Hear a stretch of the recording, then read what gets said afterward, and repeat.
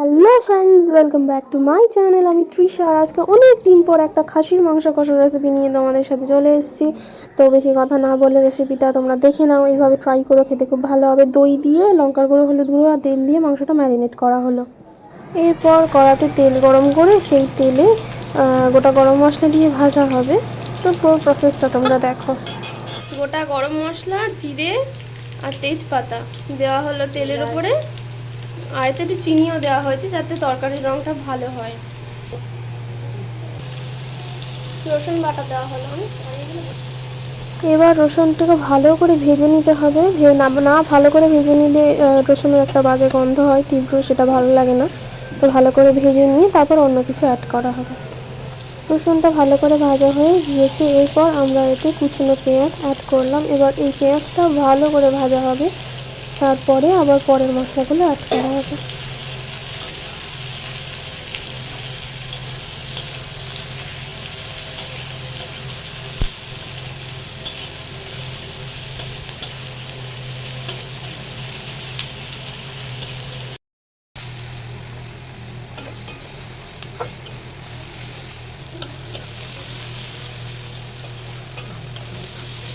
এরপর এতে আদা আর টমেটো পেস্টটা অ্যাড করা হবে, মানে আদা আর টমেটো একসঙ্গে পেস্ট করা ছিল, সেই পেস্টটা এতে দেওয়া হলো। দিয়ে এর সঙ্গে ভালো করে কষিয়ে নিতে হবে। কষিয়ে নিয়ে তেল উঠলে তারপরে আমরা এতে মাংসটা দেবো।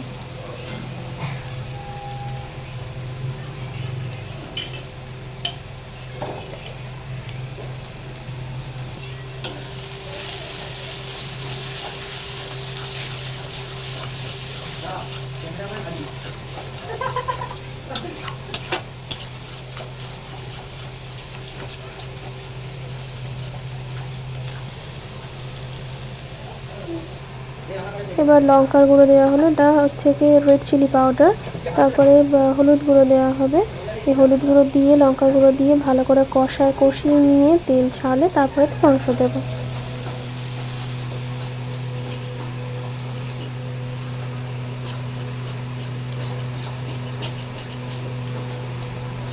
এবার এতে এক বাটি জল গরম করে, ঠান্ডা জল কিন্তু দেওয়া যাবে না, জল গরম করে ছোটো বাটি এক বাটি এতে দিয়ে তারপর ভালো করে কষাবো। যেহেতু আদা দেওয়া রয়েছে, অনেক মশলা দেওয়া রয়েছে, সেগুলো যদি পুড়ে যায় তো পুরো রান্নাটাই তেতো হয়ে যাবে।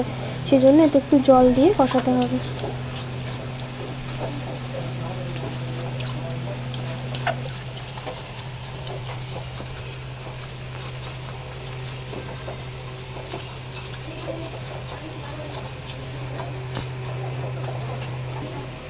মশলাটা ভালো করে কষানো হয়ে গিয়েছে। এবার এতে মাছে ম্যারিনেট করা মাংসটা দিয়ে দেবো।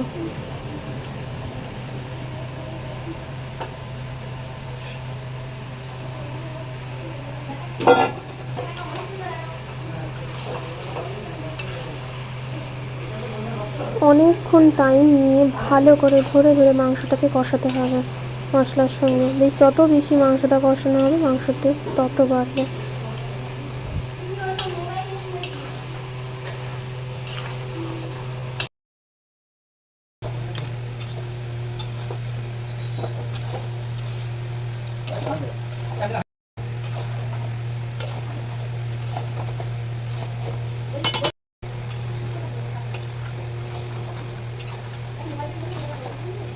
মাংসটা প্রায় অনেকটাই কষানো হয়ে গিয়েছে, জলও ছেড়ে দিয়েছে। এবার এতে আমরা নুন দিয়ে মাংসটাকে ভালো করে কষাবো, যাতে মাংসের মধ্যে ঠিক মতন নুন ঢোকে যায়। নুন না হলে কিন্তু যে কোনো তরকারির টেস্ট নষ্ট হয়ে যায়। তো যাতে মাংসের মধ্যে পরিমাণ মতো, স্বাদ মতো ঠিকঠাক নুন ঢোকে, সেই কারণে আমরা নুন দিয়ে এবার মাংসটাকে কষাবো।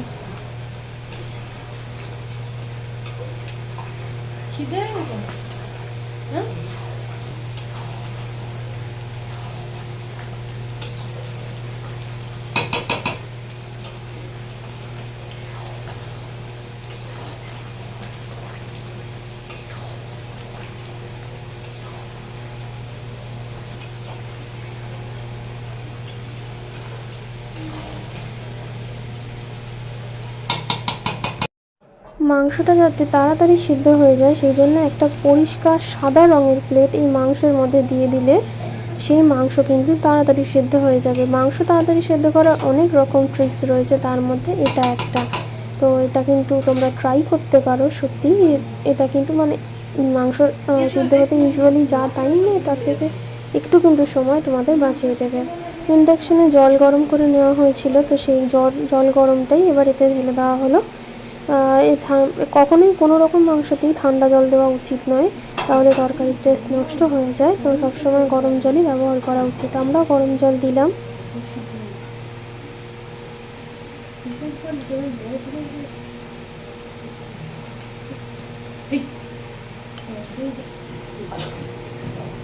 যেহেতু মাংসটা অনেকটা পরিমাণে, তাই এই কড়াতে ঠিক মতন ফোটানো যাবে না, সেই জন্য আমরা একটা হাঁড়ি ব্যবহার করছি। হাঁড়িতে করেই আমরা মাংসটা ফোটাবো, আর তাতে তাড়াতাড়ি সেদ্ধও হয়ে যাবে, সময়ও বাঁচবে, আর খেতেও সুন্দর হবে।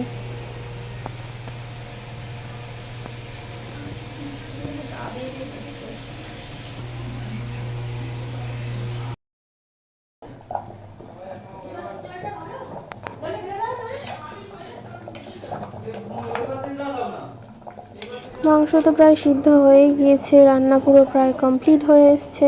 তো মাংসটাকে একটা মাংস তুলে নিয়ে একটু কেটে দেখে নিল যে সেদ্ধ হয়ে গেছে কিনা।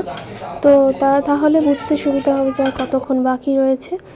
মাংসটা রেডি, এবারে নামানো হবে শুধু।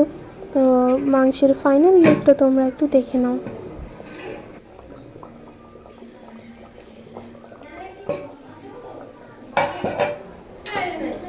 এই রেসিপিটা বানানোর প্রসেসটা যদি তোমাদের ভালো লেগে থাকে, তাহলে এটা তোমরা অবশ্যই ট্রাই করো।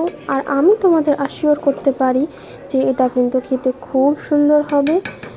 সো দেরি না করে তোমরা ট্রাই করো। আর আমার ভিডিওটা পুরোটা দেখার জন্য থ্যাংক ইউ।